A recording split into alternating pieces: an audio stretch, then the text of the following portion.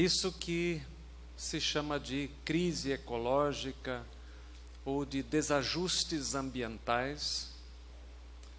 Tentei dizer para vocês que o tema Bíblia, o tema teologia e ecologia tem a ver com os aspectos conservados, preservados do mundo natural, da natureza, do ambiente, da criação.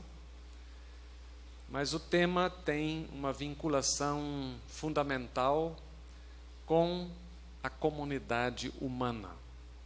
Primeiro, porque somos a comunidade consciente, com responsabilidades, e precisamos nos dar conta das intervenções que nós fazemos sobre o ambiente. Então, a perspectiva de ontem foi trazer, por assim dizer, o quadro negativo, quase tentando mostrar que se esse tipo de desenvolvimento da comunidade humana como um todo continuar, as esperanças para o futuro não são muitas. Então, é necessário, na busca de reverter esse processo, ou de frear esse processo, de cultivar tradições de esperança. Então, essa questão de ecologia, crise do meio ambiente, desajustes ambientais, coloca questionamentos para a teologia. Sabemos todos e todas muito bem que teologia é fala humana a partir da fé, numa busca de sistematizar palavras, conceitos, relações, da relação das pessoas com Deus, de Deus com as pessoas, das relações entre as pessoas.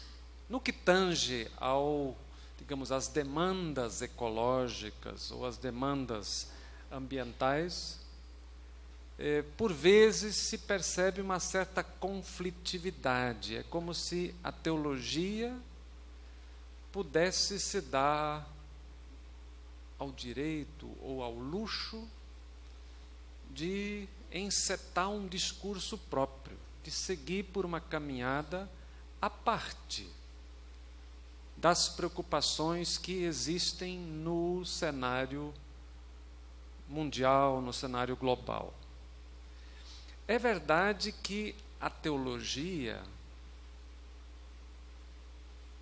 a fala das igrejas a partir da fé, a fala das pessoas crentes a partir de sua fé, precisa assumir uma posição de resistência diante de uma tendência mundial, global, vinculada com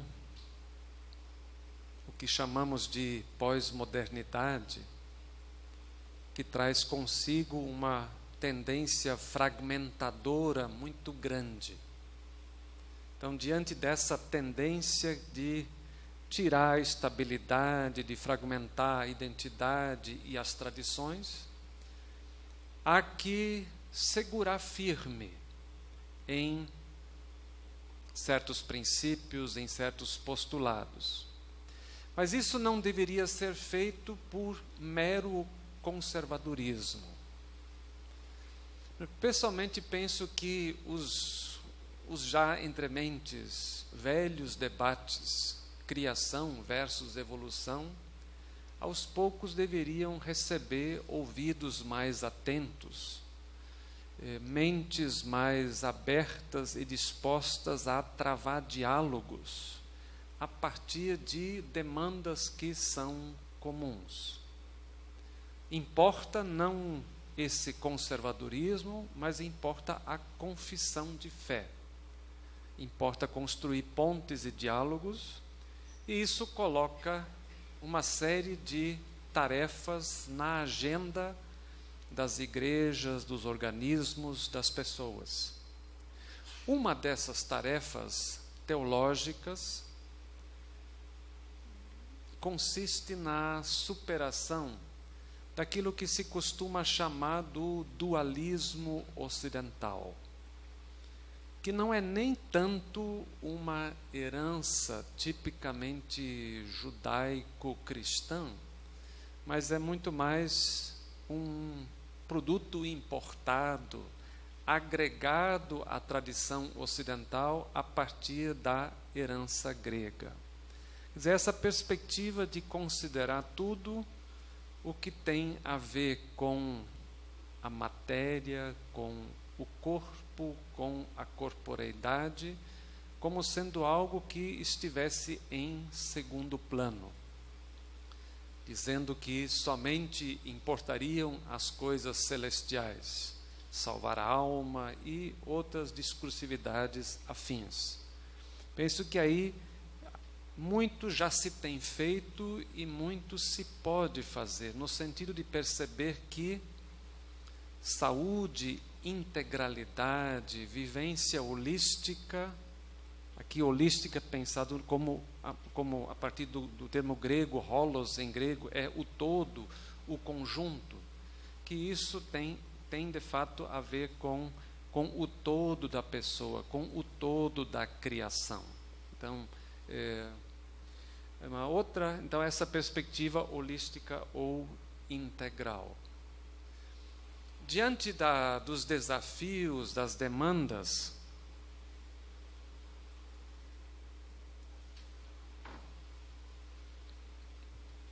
das crises ambientais ou dos desajustes ecológicos, percebe-se respostas distintas.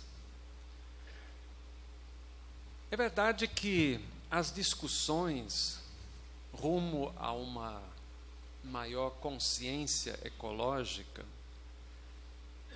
têm reverberado de uma forma mais forte nas últimas décadas, especialmente a partir das grandes conferências da ONU e também de muitas iniciativas feitas por organismos não governamentais. Têm sido produzidos subsídios, têm sido fomentadas discussões no sentido de ampliar essa consciência. Mas, se a gente olhar ao redor, tem-se a impressão de que muita coisa não chegou ainda. A pergunta poderia ser: será que esse nosso modo de organização coletivo, nosso capitalismo tardio, ele efetivamente cria uma cultura de insensibilidade, em que você acaba entrando numa ciranda de consumo desenfreado, de produção, de exploração, sem se perguntar pelos efeitos a médio ou a longo prazo. Em muitos casos, há comodismo e letargia. Se a gente pensar só assim em coisas que no campo da educação ambiental sempre são enfatizadas, os tais dos pequenos passos. Agora que começa aqui o período das chuvas, a gente percebe, pelo menos eu vi em Goiânia esses dias, as tragédias anunciadas. É o poder público que deixa de fazer a sua parte e o povo que também não faz a sua parte. É impressionante, por exemplo, como assim há uma cultura generalizada de que, ao invés de se trabalhar com os resíduos, eles devem ser colocados debaixo de algum lugar. Em Goiânia, eu já me surpreendi várias vezes, até o pessoal que varre a rua, ao invés de coletar aquilo que varre, acha a primeira boca de lobo e varre ali para dentro. E aí, quando vem a chuva, é lógico que uma cidade totalmente impermeabilizada, ela vai criar as consequências danosas, especialmente para quem não pode se situar em espaços mais protegidos na cidade. Então, como pessoas, como comunidade, como igrejas, como associações, é possível comprometer-se com ações ecologicamente corretas. Às vezes, começa num pequeno grupo, às vezes crianças ou mulheres.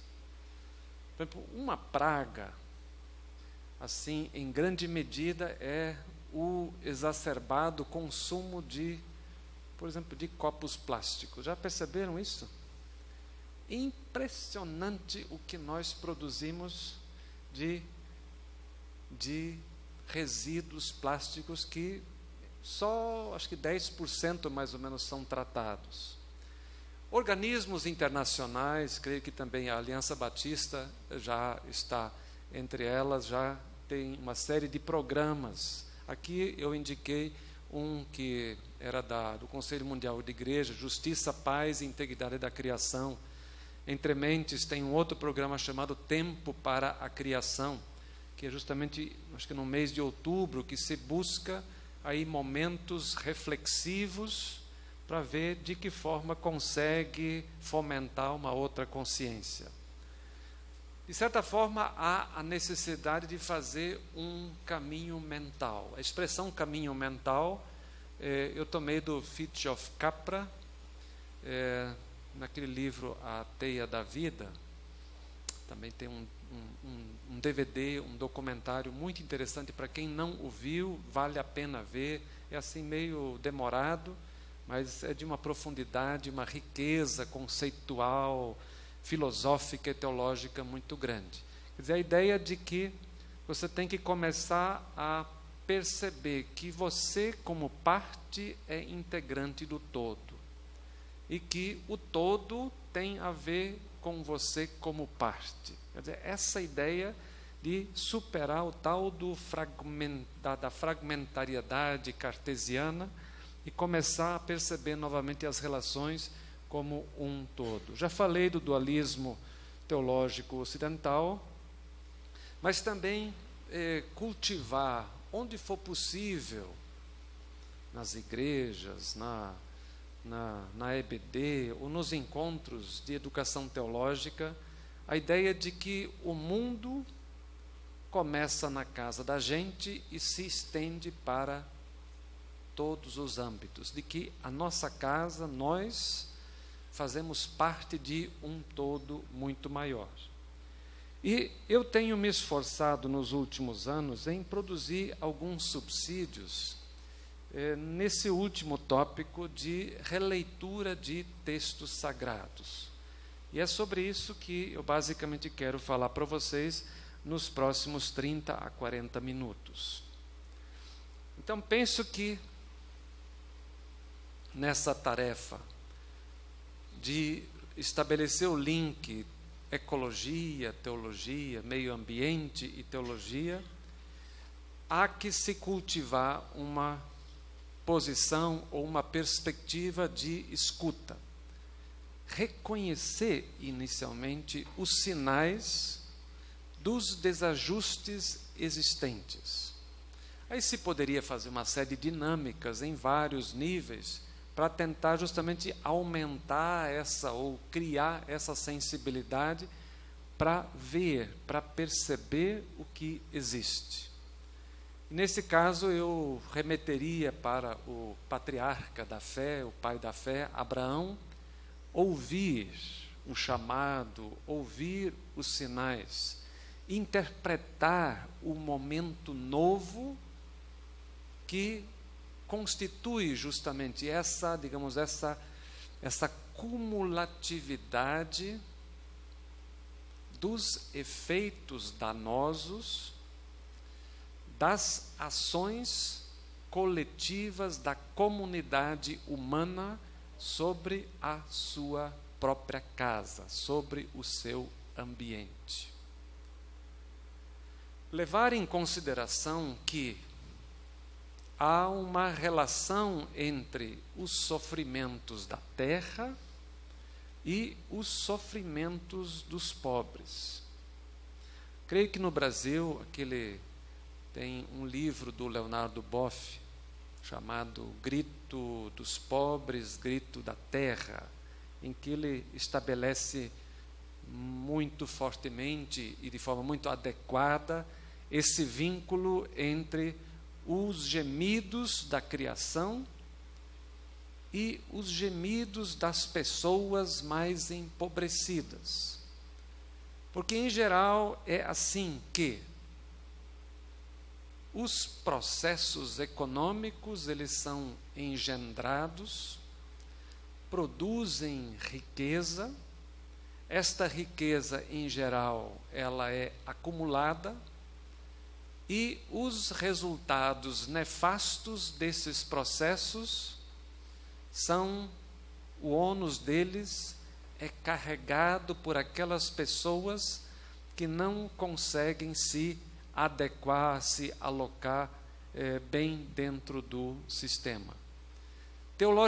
Teologicamente é importante a ideia de incluir toda a criação na reflexão teológica. Então, isso, de certa forma, volta novamente ao tema do dualismo ocidental. Não interessa mais, ou não deveria mais estar na agenda somente o discurso de salvar a alma, de salvar essa dimensão que a gente nem sabe direito como nomear e como ela é, mas trata-se da saúde integral, da vivência integral da pessoa como um todo. Neste caso é a pessoa e é a criação. Então, toda a criação, entendendo criação como as belezas que nós encontramos, mas também nós como elementos desta casa da criação.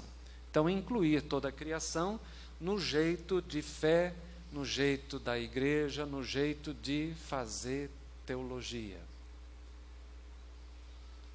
Aumentando a consciência ecológica.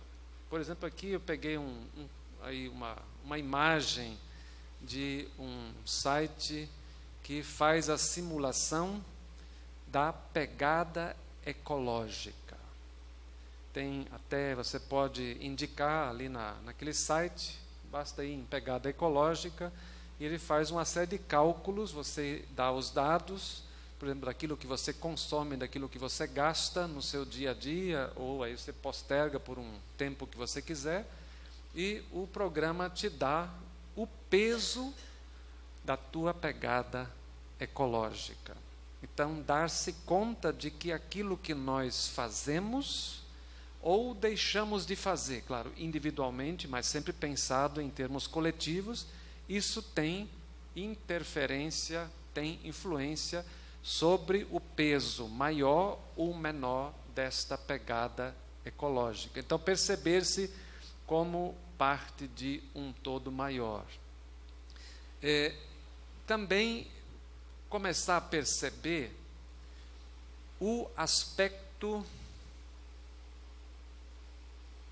de influências negativas, de relações, claro, de produção nós já conhecemos, mas também de consumo. Aí eu vou lhes contar um pequeno caso. Há 2 anos atrás estive em Israel, tinha estado já uns 20 e poucos anos antes, e aí desta vez fomos lá olhar de novo o jardim do Getsemane, e desta vez o jardim estava todo cercado por grades de ferro com mais de 2 metros de altura. Então, para quem vem de longe assim e acha que aquela árvore perto da qual Jesus chorou faz parte do patrimônio universal de todos os crentes, e você está diante daquelas grades e não pode chegar perto onde Jesus supostamente derramou aquelas amargas lágrimas. E aí foi me queixar para os franciscanos, que têm a custódia da Terra Santa, dos lugares sagrados. Aí o Frei, assim, muito calmamente me disse: olha, se a gente não tivesse colocado a grade, provavelmente já não teria mais árvore nenhuma, porque toda pessoa que vem quer sair com um galho daquela árvore junto à qual Jesus chorou. Se fosse para atender essa demanda, teríamos que replantar todo ano uma oliveira milenar neste jardim, porque mesmo assim isso seria insuficiente. O exemplo é um pouquinho exagerado, mas só para chamar a atenção pelo exagero de que mesmo no caminho da fé, a gente é capaz de praticar coisas que têm uma efetividade danosa sobre o ambiente. E muitas vezes não há praticamente nenhuma outra saída do que alguma forma de preservação. Então, medir a pegada ecológica, mas também uma coisa que é importante é estabelecer diálogo com outras tradições. Dar-se conta que a nossa fé cristã de matriz judaica, ela não é a única tradição de sabedoria e a única tradição soteriológica no mundo, mas que as comunidades humanas em muitos espaços por esse mundo afora produziram tradições, fragmentos de sabedoria, desenvolveram formas de se relacionar com o ambiente de uma forma mais saudável, mais equânime, mais equilibrada do que nós no Ocidente.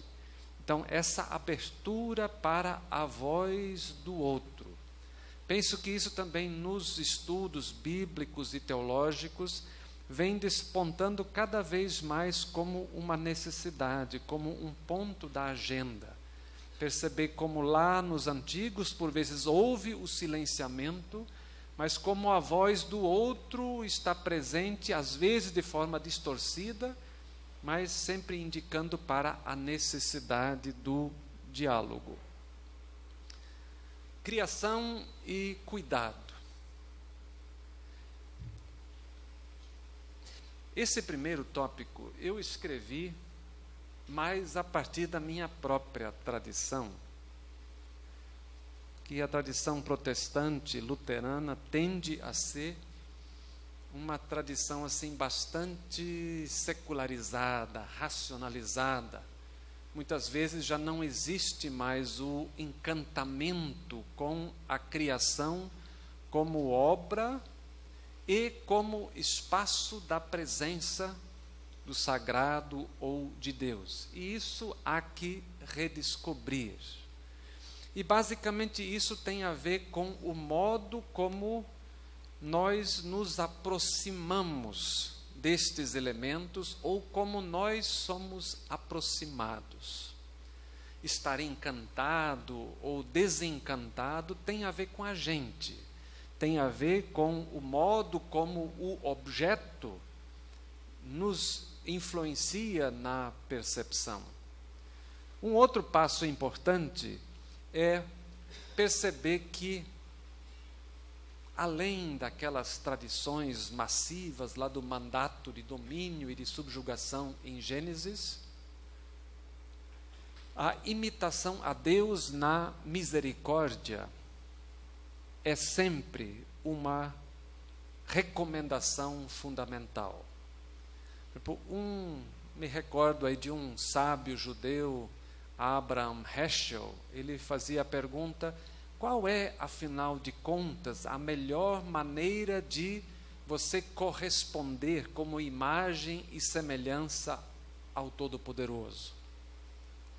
E aí ele responde que o melhor jeito é a prática da misericórdia, porque com isso você estaria no âmago daquilo que biblicamente se expressa como sendo o ser, ou muito mais do que o ser, o fazer de Deus na sua relação com a criação e com as pessoas. Superar a lógica de domínio. Ontem já mencionei rapidamente, ao invés de continuamente repetir sempre aquele mesmo mandato do domínio e de subjugação, do crescer e multiplicar, começar a enfatizar outras facetas dos textos bíblicos. Penso que o binômio cultivar e guardar, este deveria estar em primeiro plano. Aí a gente pode perguntar, mas com isso eu posso eventualmente não estar sendo fiel a toda a Bíblia. Eu simplesmente responderia que ninguém é fiel a toda a Bíblia. Toda a nossa prática hermenêutica, ela é perpassada e permeada pela seletividade. Nós escolhemos os fragmentos para constituir, para construir o nosso discurso. E aqui trata-se de reciclar discurso teológico, reciclar jeitos como se faz aí o cardápio interessante da teologia. E, em especial, é importante destacar as possibilidades de conviver com. Não mais só destacar o viver sobre, mas o conviver com. Dar-se conta de que esta grande casa, planeta Terra, abriga uma diversidade muito grande de pessoas, de seres, que inevitavelmente estão cada vez mais próximos. Portanto, destacar as tradições de conviver com. Aqui foi só uma imagem bonita. O cuidado com a vida está profundamente ligado com o sentido e os valores que a vida tem para nós. Nossa cultura, nossa fé e nossas tradições e costumes. Aqui não dá para ler, passa dentro. Só uma imagem bonita do lago da Galileia. Aliás, aí que um comentário intermediário, uma coisa que me chamou a atenção. Não sei quem de vocês esteve recentemente em Israel. Mas a gente quer ver aquelas coisas das quais a Bíblia fala. Então, uma coisa assim fascinante é o Rio Jordão. Israel é um país pequeno, né? Comparado com as nossas extensões geográficas, é minúsculo. Só tem aquele riozinho, o Rio Jordão, e este rio, miseravelmente, ele só existe pela metade ainda. Ele começa aí na saída do Lago da Galileia e deveria percorrer mais ou menos uns 90 a 100 quilômetros até desembocar no Mar Morto. Só que ele some mais ou menos no quilômetro 50. Isso porque os judeus desenvolveram uma técnica de agricultura intensa por gotejamento. Então, efetivamente, é uma beleza. Você anda naquele vale do Jordão, você vê verde das plantações para tudo que é lugar. Só que aquele verde, ele só existe a partir daqueles escassos recursos hídricos, basicamente fornecidos pelo Lago da Galileia e pelo Rio Jordão. Este rio deixa de existir porque ele é todo drenado. Se Jesus tivesse que ser batizado de novo, hoje, provavelmente, o batismo não seria mais por imersão. Mas João provavelmente teria que carregar consigo aí um cântaro de água e fazer um batismo muito mais econômico, que seria o batismo por aspersão. Eventualmente, o ambiente natural, ecológico, teria algumas interferências na reformatação de algumas tradições sacramentais aí de algumas igrejas. O anterior não vi, volta. Ok, próximo. Então, eu já lhes disse que o meu interesse nos últimos anos tem sido buscar fazer uma leitura ecológica da Bíblia. Claro, dizer que a gente vai fazer uma leitura ecológica da Bíblia pressupõe uma prática, mas pressupõe uma reflexão teórica. Próximo, por favor. E a questão teórica, ela estaria vinculada com, digamos assim, com o olhar hermenêutico.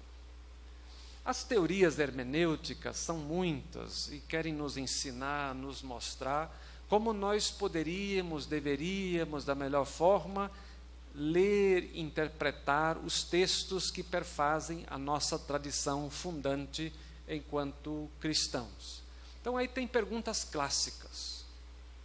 Será que o meu jeito de leitura pode ser conforme aquele olhar da chamada intenção do autor, típica da hermenêutica romântica do século XIX, mas que perdura até hoje? Ou será que existe, como afirma Umberto Eco no seu livro Interpretação e Superinterpretação, existe uma intenção da obra da Bíblia como um todo? Ou será que nós estamos aí destinados a ler sempre a partir da perspectiva do leitor? Aqui embaixo tem um citado que mais ou menos indica para essa dimensão de que nós sempre lemos a partir, com os olhos que a gente tem, a partir do lugar onde pisam os nossos pés. Isso seria, de certa forma, a historicidade de quem interpreta. Por trás dessa frase está uma perspectiva filosófica de que antes da gente interpretar, nós precisamos compreender. E compreender aqui não é um ato de conhecimento, é um ato reflexivo sobre si mesmo, enquanto membro de uma comunidade maior. Então, nesse sentido, hoje é importante, enquanto pessoas, enquanto comunidades, enquanto igrejas, dar-se conta do nosso lugar, do nosso tempo, com as suas demandas, com as suas inquietações, com os seus desajustes, com as suas crises. Portanto, aquilo que eu dizia no início, de ouvir o chamado, perceber os sinais, faz parte desse processo de compreender-se a si mesmo, no tempo e no espaço que lhe toca viver.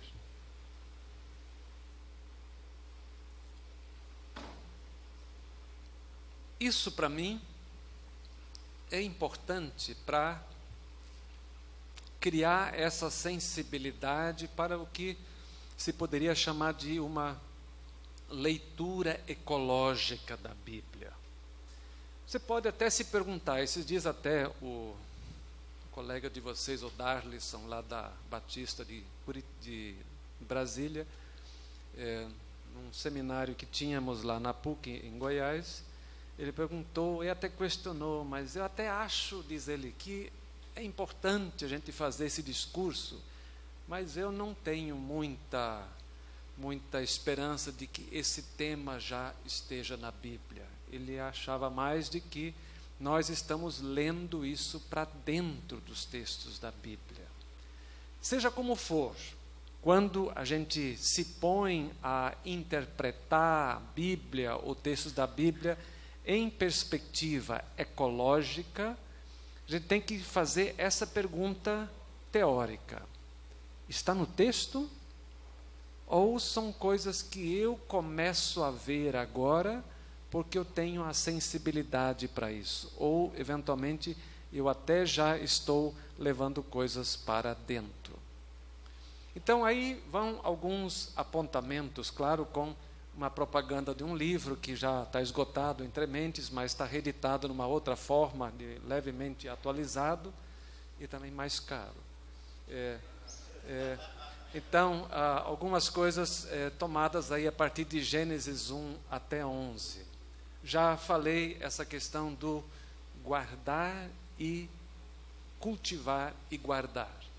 Quando lá no texto de Gênesis 2:7 aparece esse binômio, na sua versão, no original em hebraico, o cultivar está expresso com a raiz verbal avat ou abat, que é a mesma, digamos, é a mesma raiz para o termo ebed, escravo. Então, cultivar, nessa versão, é trabalho árduo. É algo que você tem que fazer com dedicação. Então, não é simplesmente você recolher, mas você tem que investir tempo e trabalho para isso. E o guardar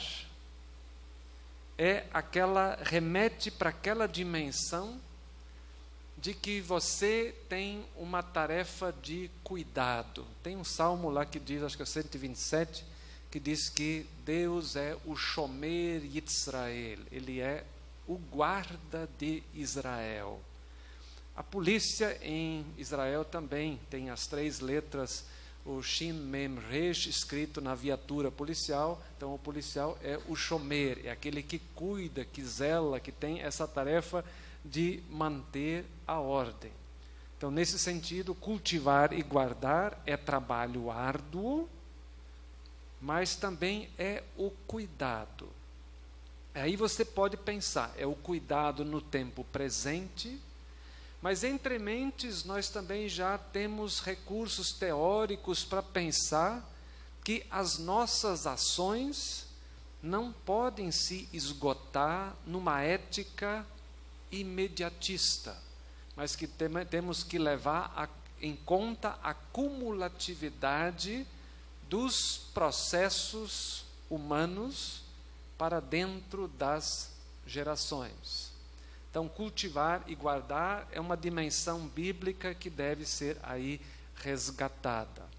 Depois, uma outra dimensão importante são os textos que, aí eu coloquei entre parênteses, que tratam do tal do ritmo 6-7, que é um ritmo de trabalho e de pausa.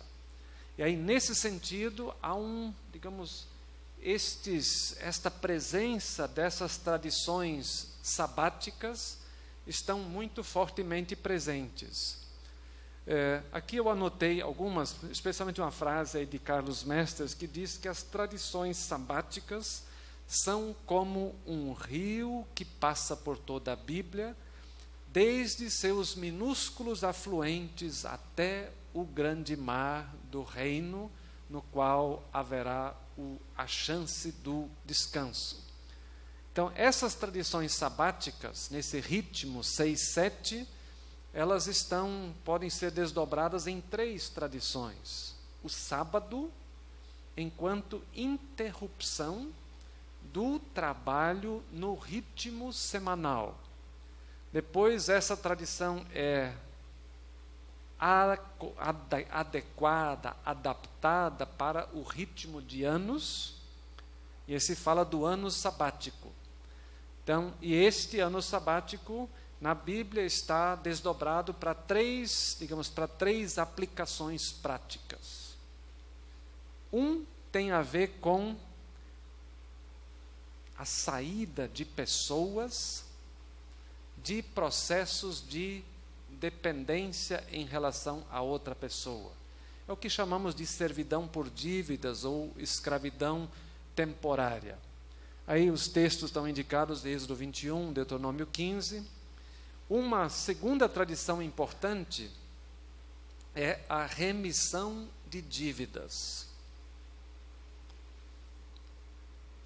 Esta é uma tradição que não teve assim, que aparecem algumas vezes, mas numa formulação assim muito interessante, mas como algo pensado como essencial para que haja o shalom, a paz, o bem-estar dentro da comunidade. E depois o ano sabático da terra, sobre o qual eu ainda vou falar. E essas tradições, 7 vezes 7 mais 1, chega-se ao ano do jubileu, conforme é esboçado em Levítico 25. Volta para o anterior. Mais um. Então, esses são os textos de ritmo 6:7. Shabat, em hebraico, enquanto verbo, significa simplesmente parar de fazer o que se vinha fazendo. Cessar. Então, o pressuposto é que você está no ritmo de trabalho, que é uma recomendação bíblica, faz parte da dignidade humana, mas este ritmo de trabalho deve ser entrecortado por tempos de pausa. E aí, 2 adiante, por favor. E aí eu anotei alguns textos.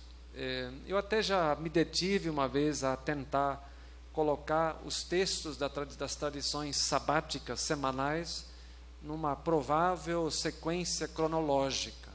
E aí, para mim, o texto mais antigo está em Êxodo 34, que fala simplesmente de parar, observar o sábado, nos tempos de maior demanda do trabalho, seja na semeadura, seja na colheita.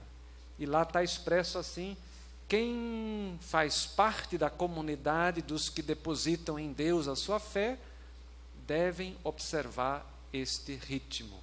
E por trás está a ideia de que o ser humano, e em especial o ser humano que é explorado na sua mão de obra, faz parte da comunidade da criação que está revestida de dignidade.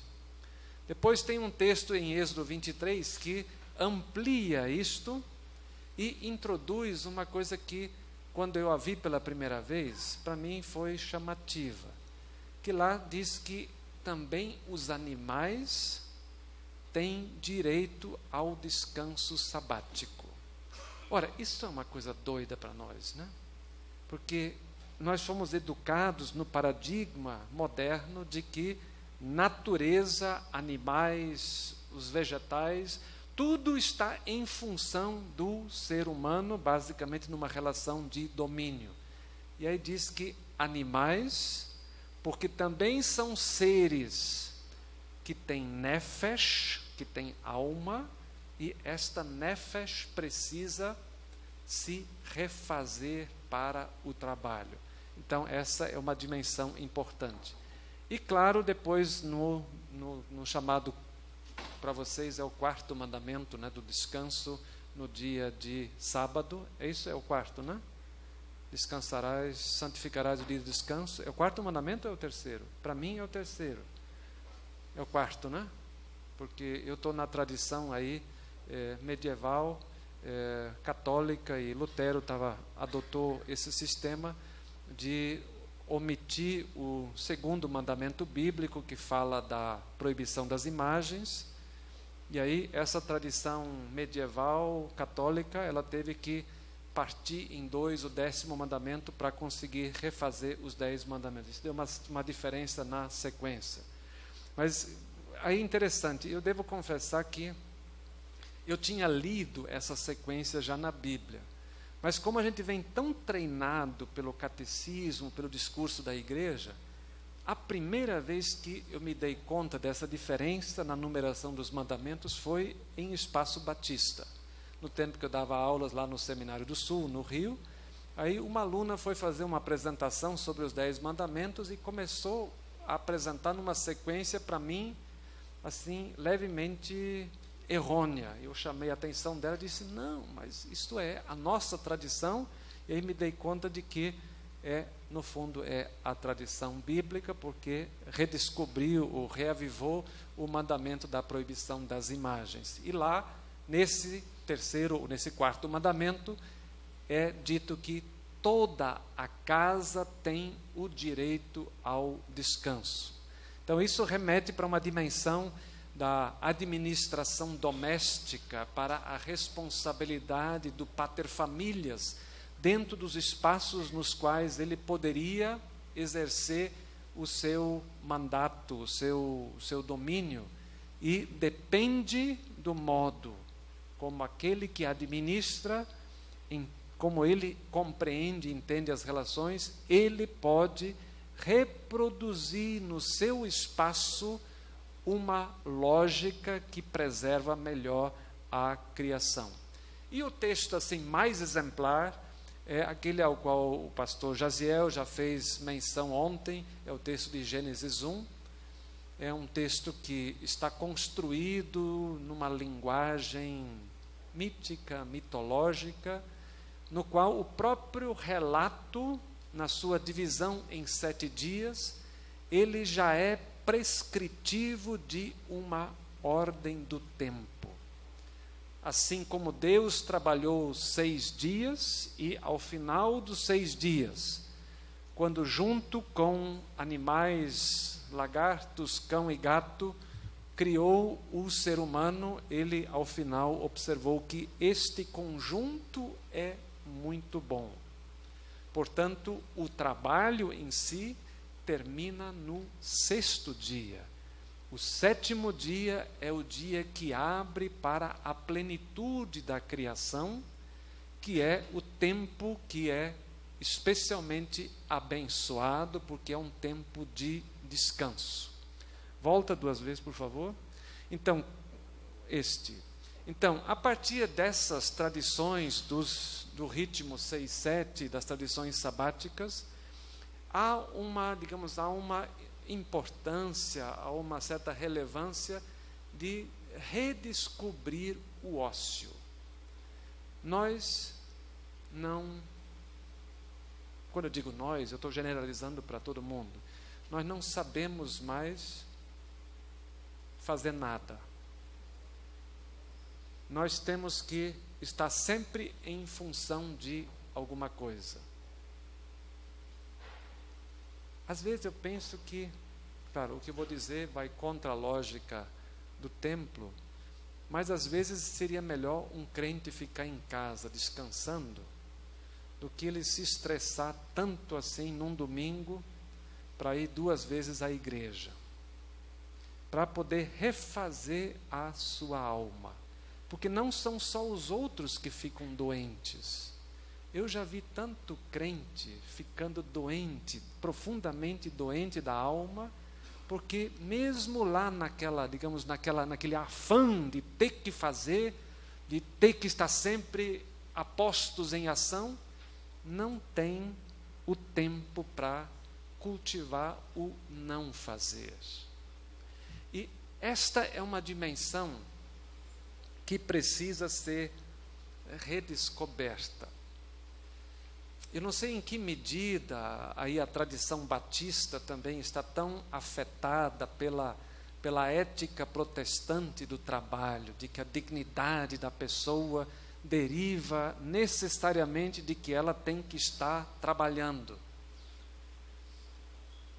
Mas no mundo no qual os processos de racionalização geram cada vez mais pessoas desvinculadas de postos de trabalho, há a necessidade de começar a se pensar em atividades para o ócio, para você poder encher o tempo de uma forma que faça sentido para você, mas que também não reverta coletivamente em processos devastadores e danosos no ambiente como um todo. Então, diminuir o ritmo.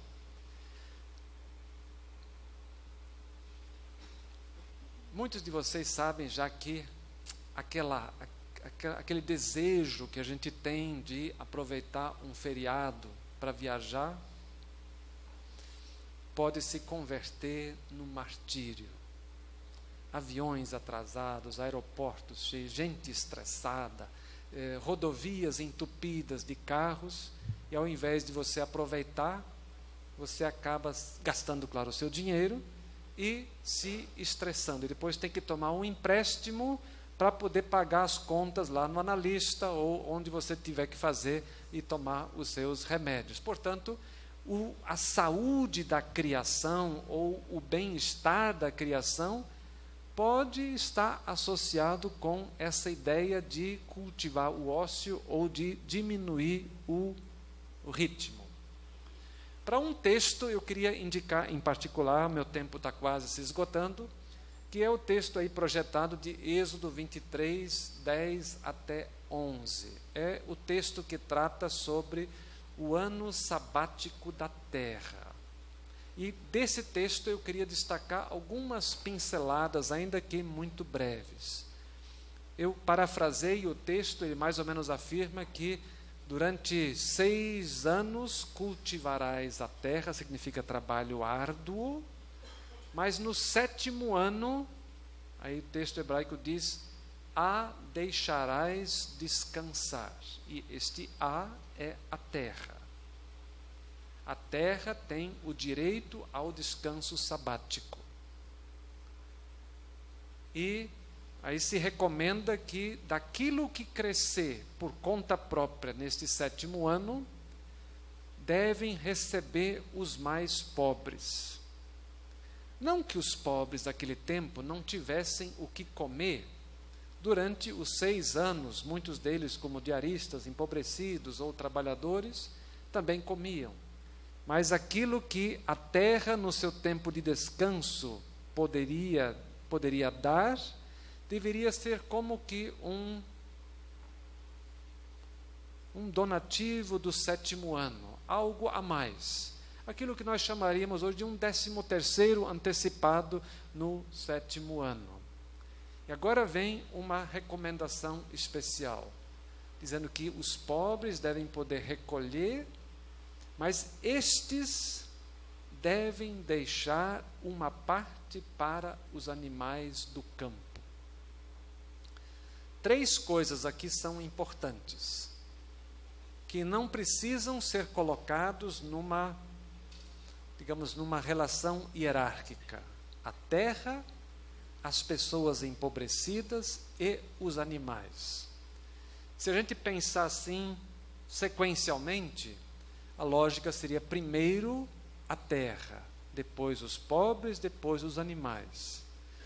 Se a gente pensar pela estrutura concêntrica típica dos textos bíblicos, aí o centro estaria no meio, ladeado pela terra e pelos animais, no centro estariam as pessoas empobrecidas.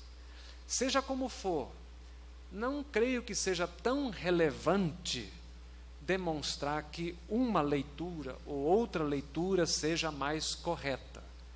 Penso que é mais relevante perceber que lá você tem uma tradição legal, sapiencial, que abre a perspectiva de um pensamento integral, holístico, um pensamento integral que integra diferentes segmentos dentro da criação, pobres, animais e a própria terra.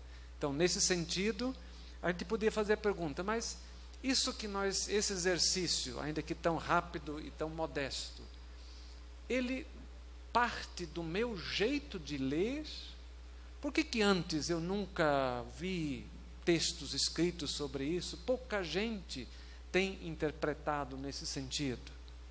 Talvez porque muitas vezes nós não temos a curiosidade aguçada pelas perguntas no nosso contexto que nos abrem os olhos para ver textos aí presentes. Agora tem que pular 2. Um outro texto que eu gosto de destacar vem lá do texto do livro de Deuteronômio. Então, Deuteronômio é uma das tradições legais da lei mosaica. Lá estão postulados, normas fundamentais dos antigos hebreus. E como costuma ser em meio a normas, lá tem de tudo. Tem a dimensão de que se pode fazer guerra, se pode matar o inimigo para perseguir os seus objetivos, mas em meio àqueles vários textos, eu encontrei um que é uma pérola, que é esse texto de Deuteronômio 23, 12 até 15, que eu escrevi esse título, que é assim bastante chamativo, mas ele é para chocar um pouquinho mesmo. O texto, ele pressupõe a situação do povo de Israel em marcha, e aí, depois da marcha, num acampamento.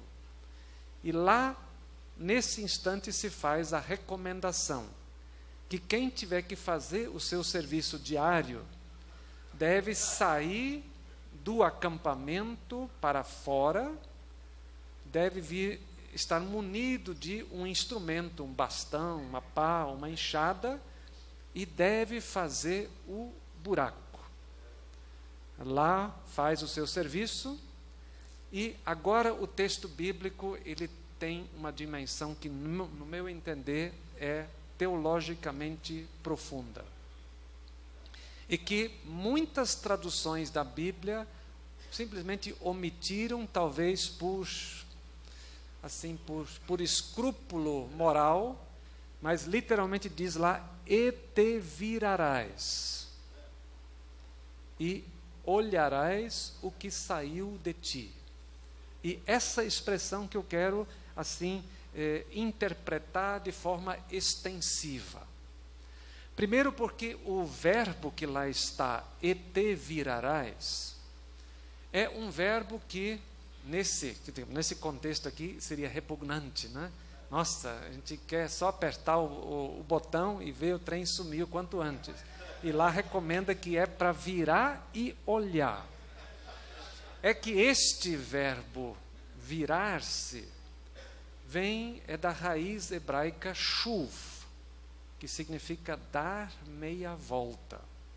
No livro de Oséias, este verbo shuv, ele recebe a conotação teológica mais profunda, no sentido de que implica o processo de meia volta daqueles que haviam se distanciado de Deus e que devem voltar para Deus, deixar para trás os atos de idolatria e fornicação, conforme a linguagem de Oséias, e voltar-se novamente numa pureza de relação para com Javé.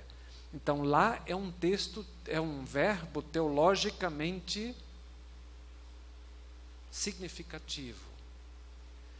Na recepção grega destas passagens, onde está o verbo shuv, está muitas vezes o conceito da metanoia, que para nós muitas vezes aparece nos livros de teologia, entre parênteses, assim, metanoia, mas que significa para nós a conversão. Então, é como se aquele verbo shuv, lá de Deuteronômio 23, que aquele processo de virar-se implicasse num processo de conversão. E penso que isso é significativo. Porque, se vocês me acompanharem neste raciocínio,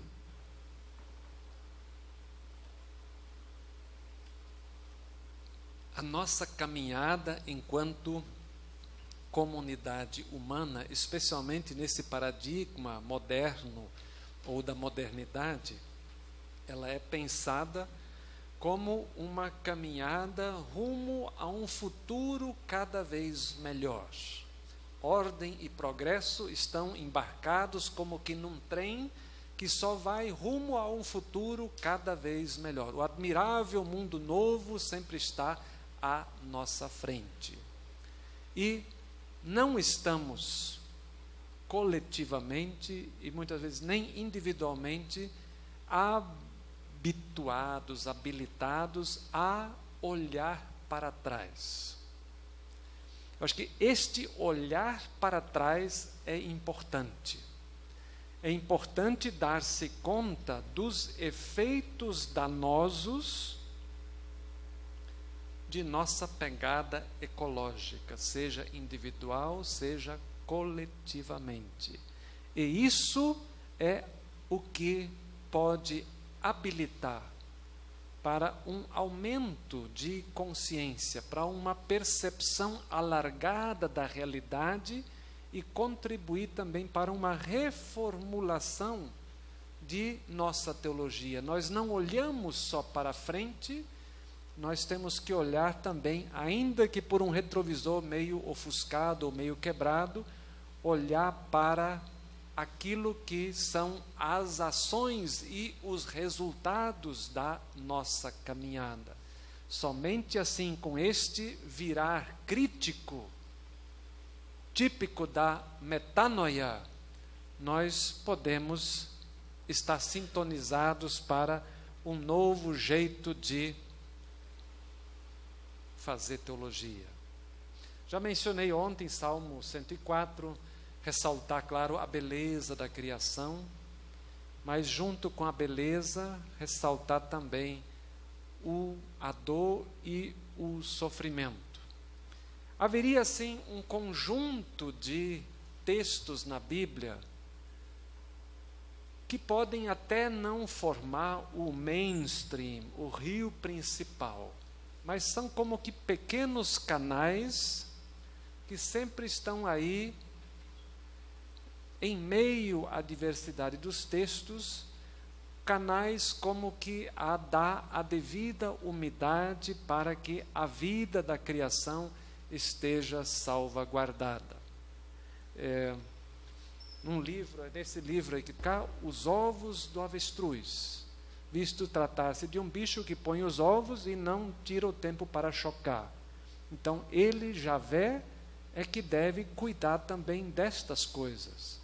Ou se ele já pensou, quem dá massividade de tais perguntas, ao final, assim me parece, Jó se abre para uma percepção mais alargada de Deus. Deus não cuida só das pessoas, e Ele não está só aí para responder às boas ações dos crentes, numa relação de fidelidade e de teologia da retribuição, mas é um Deus que tem uma tarefa muito mais ampla para cuidar de uma complexa criação. Então, assim, a gente podia ir entrando nos textos e vai-se, quer dizer, com pedra e outras pedras interpretativas, vai-se conseguindo aos poucos criar uma casinha mais ecológica da leitura da Bíblia. E para terminar, eu remeto aí também para uma fala de Jesus. Parece que Jesus foi assim o protótipo desse descanso do humano na criação. A ideia de você peregrinar, andar em meio aos campos, também não está assim o tempo todo afeito ao trabalho. Acho que nem na marcenaria do seu pai ele ficou muito tempo, e também não se dedicou tanto tempo assim a preparar as comidas. E em especial chama a atenção essa frase do olhai os lírios do campo. Então, é como se Jesus estivesse tentando tirar o foco do olhar dessa lógica do trabalho incessante e começar a olhar para as pequenas coisas da vida. A natureza, os pequenos gestos. E para quem está assim habituado a não ter esse tipo de olhar, isso por vezes pode ser uma tortura. Eu me lembro de um senhor lá na igreja em Niterói, ele era assim, daqueles descendentes de alemães, assim, enjoativamente ordeiros e ordenados. Tudo estava no seu devido lugar. Tinha um jardinzinho pequeno, mas muito bem cuidado. Um dia, o pobre homem entrou em depressão, ele não tinha dinheiro para contratar jardineiro e também ele não tinha mais, nem ele e a esposa tinham forças para cuidar daquilo. E aí o inso começou a tomar conta. Aí eu visitei várias vezes e ele se queixava, disse: pastor, nem do jardim eu não posso mais cuidar. Aí eu já tinha sintonizado com essa frase de Jesus, eu tentei chamar a atenção dele para essa dimensão. Seu Oswaldo, o senhor já viu a beleza da flor, daquele pé de inso? Então olha mais de perto, tem uma beleza intrínseca.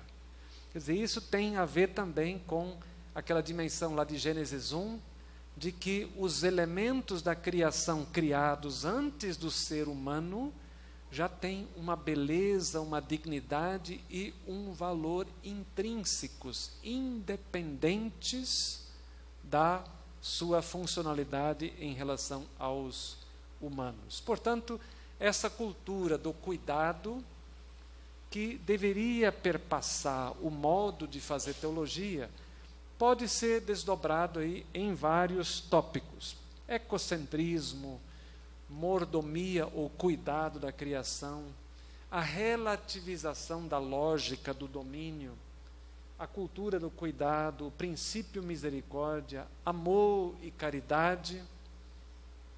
E talvez assim a gente possa dar passos, no sentido de que aqueles vislumbres escatológicos de que um dia haveremos de ser todos em tudo, ou todos no uno, dependendo de como você formula, mas essa ideia de que somos acolhidos numa grande comunidade cuidada pelo próprio Deus. E nós podemos dar os nossos passos, não como busca de um ônus a mais. Muitas vezes, nessa lógica do cuidado com a criação, menos pode ser mais. E este menos, muitas vezes, feito em conjunto, pode reverter num bem-estar, num shalom, num estado de shalom de toda a criação. Gente, era isso que eu queria ter compartilhado com vocês nesta manhã, como alguns insights, a busca de alguns trechos assim que chamam mais a atenção. Claro que o que eu fiz são só fragmentos, que numa teologia sistemática muito melhor elaborada, poderiam ou deveriam ser acolhidos para se construir um sistema bem mais amplo. Mas aí tem algumas obras que, entre mentes, já estão aí no mercado. Uma que eu já mencionei ontem, do Jürgen Moltmann, do Hans Küng.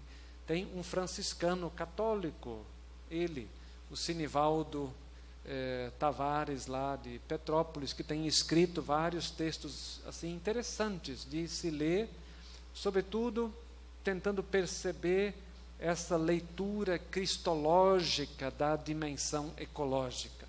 Então isso já foge assim a minha atividade cotidiana enquanto exegeta e biblista, e deixo isso para pessoas com muito mais, digamos, muito mais know-how, muito mais gabarito, e eu me contento com esses pequenos fragmentos a partir de alguns extratos da nossa Bíblia Sagrada. Muito obrigado.